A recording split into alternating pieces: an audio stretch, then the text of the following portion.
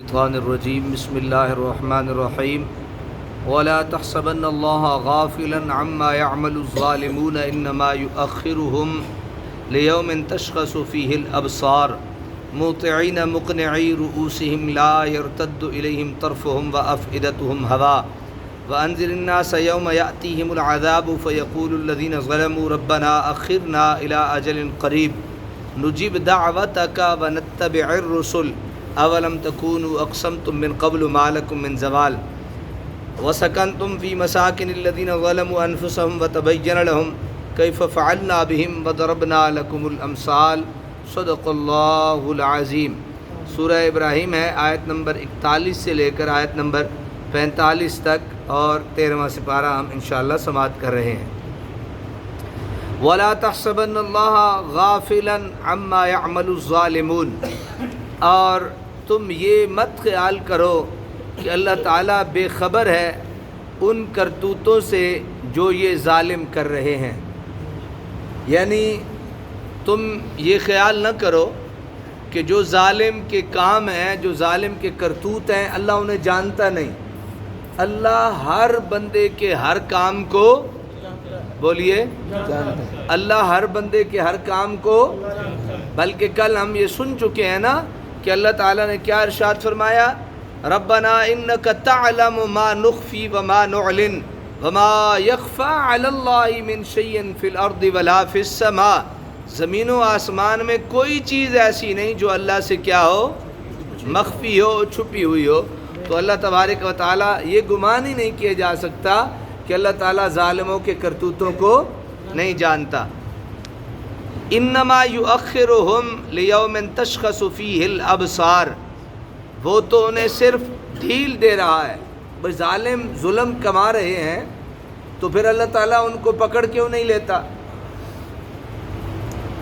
ایک ہماری عجیب سی سوچ ہے، بھئی میں مظلوم ہوں، میں مظلوم سے مظلوم تر ہو رہا ہوں، اور ظالم ہے تو وہ ظالم سے ظالم تر ہو رہا ہے، اللہ اسے پوچھتے ہی نہیں۔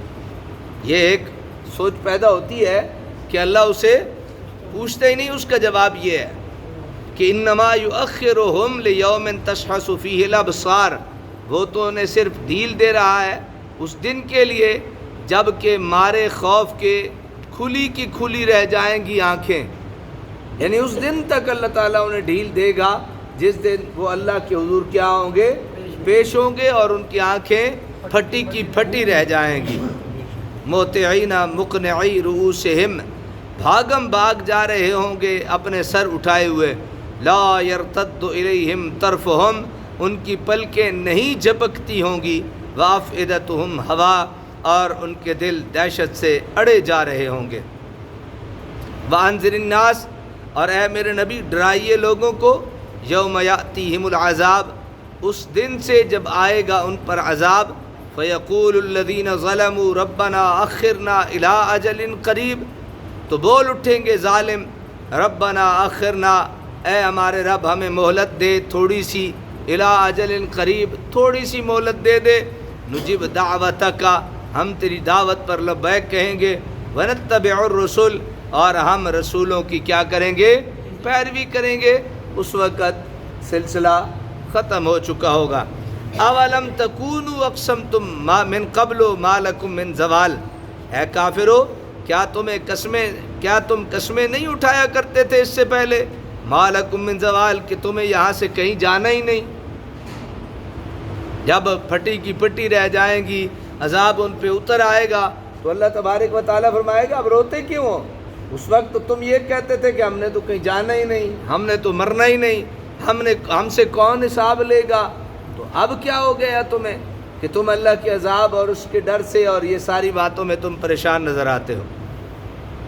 وَسَكَنْتُمْ فِي مَسَاكِنِ الَّذِينَ ظَلَمُوا أَنفُسَهُمْ، تم آباد تھے ان لوگوں کے متروکہ گھروں میں، یعنی تم ان لوگوں کے چھوڑے ہوئے گھروں میں آباد تھے۔